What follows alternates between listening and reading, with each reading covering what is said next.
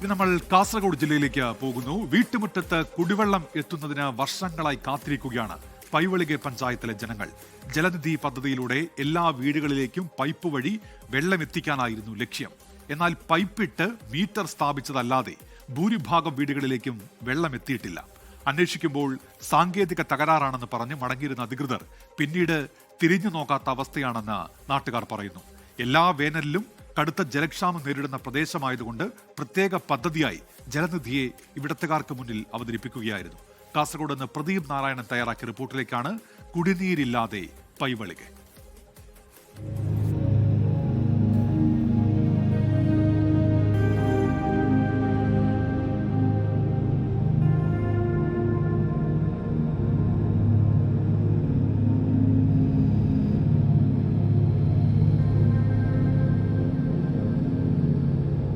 ജലനിധി, ജലജീവൻ, പല പേരിലുണ്ട് കുടിവെള്ള പദ്ധതികൾ. പൈപ്പുകൾ ഇട്ട് തുടങ്ങുമ്പോൾ തന്നെ ആളുകൾ കുടിവെള്ളം ലഭിക്കുമെന്ന പ്രതീക്ഷയിലാണ്.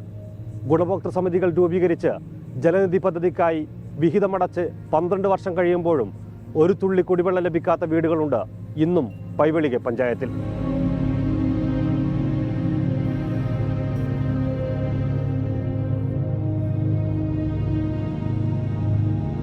തലക്ക് മുകളിൽ കത്തുന്ന വെയിലാണ്.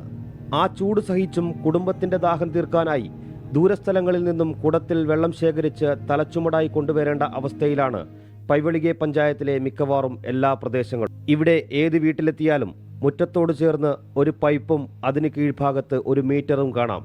ചില പ്രദേശങ്ങളിൽ മാത്രം കുറച്ചുനാളുകൾ ഈ മീറ്റർ ഓടിയിട്ടുണ്ട്. പിന്നീട് അതും നിലച്ചു. ചുരുക്കത്തിൽ ജലനിധി പദ്ധതിയിലൂടെ പൈപ്പ് സ്ഥാപിച്ചതല്ലാതെ ഒരിറ്റ് വെള്ളം എപ്പോൾ ലഭിക്കുമെന്ന കാത്തിരിപ്പിലാണ് തുളുനാട്ടിലെ ഈ ജനത. 12 വർഷം മുമ്പ് 4800 രൂപ കൊടുത്തിട്ടാണ് ഈ ജലനിധി ഇതായത്. ഇത് ഈ പൈവളികെ പഞ്ചായത്തിൽ ഈ കുടാൾ വാർഡിലാണ് ഇത്രയെങ്കിലും വെള്ളം ഇടവന്നത്. എവിടെയും വെള്ളം വന്നിട്ടില്ല. അപ്പോൾ ഇപ്പോൾ ഒരു 2 വർഷം തൊട്ട് തീരെ വരാത്ത സ്ഥിതിയാണുള്ളത്. ജലനിധി പദ്ധതിക്കായി പൈവളികെ പഞ്ചായത്തിൽ 30ലേറെ ഗുണഭോക്തൃ സമിതികൾ രൂപവത്കരിച്ചു. ഓരോ പ്രദേശത്തേക്കും ജലസ്രോതസ്സുകൾ കണ്ടെത്തി ടാങ്കുകൾ നിർമ്മിച്ചു. വെള്ളം ശുദ്ധീകരിക്കുന്നതിനുള്ള സംവിധാനങ്ങൾ ഒരുക്കി. ഇങ്ങനെയുള്ള നിർമ്മിതികളെല്ലാം നശിച്ചു പോകുന്ന അവസ്ഥയിലാണിപ്പോൾ. ഓരോ ഗുണഭോക്താക്കളും 4800 രൂപ വീതം അടച്ചാണ് ജലനിധി പദ്ധതിയിൽ ഭാഗമായത്. പിന്നീടെല്ലാം പെട്ടെന്നായിരുന്നു. എല്ലാ വീടുകളിലേക്കും പൈപ്പിട്ട് പദ്ധതി നടത്തിപ്പുകാർ മടങ്ങി. പക്ഷേ കുടിവെള്ളത്തിനായി ഈ നാട്ടുകാർ ഇനിയും കാത്തിരിപ്പിലാണ്. അതെ, 13 വർഷമായി ഒരു തുള്ളി വെള്ളം വന്നില്ല. പൈപ്പെല്ലാം വീഴുക, അതെല്ലാം പോയി വീടായിട്ട്. പിന്നെ അങ്ങോട്ടുള്ള പൈപ്പെല്ലാം ജേസി വന്നിട്ട് മാന്തിട്ട് അതെല്ലാം എടുത്തു. പിന്നെ വെള്ളമില്ല. ഇപ്പോൾ ഞങ്ങൾക്ക് കൊളണിക്ക് വെള്ളമില്ല. എല്ലാവരോടും പറഞ്ഞു നോക്കി, ഞങ്ങൾ വെള്ളമില്ല, എന്നാൽ വെള്ളത്തിൻ്റെ കാര്യം നോക്കണമെന്ന്.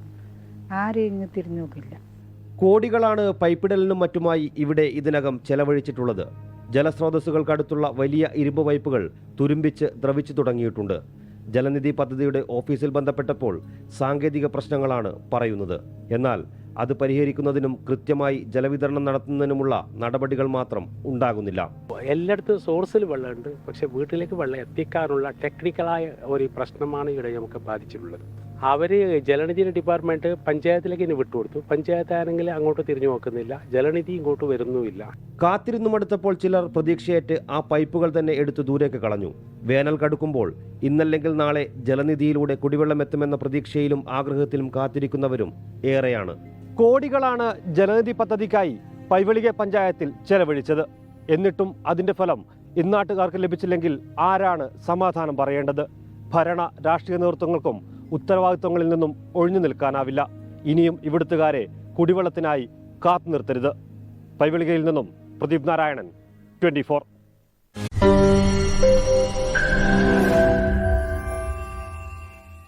ലോകത്തെവിടെയായാലും ഏത് സമയത്തും 24 വാർത്തകളും ഓഗ്മെന്റഡ് റിയാലിറ്റി പാക്കേജുകളും എക്സ്പ്ലെയിനറുകളും വിശദമായി കാണാൻ ഞങ്ങളുടെ യൂട്യൂബ് ചാനൽ നിങ്ങൾക്ക് സബ്സ്ക്രൈബ് ചെയ്യാം.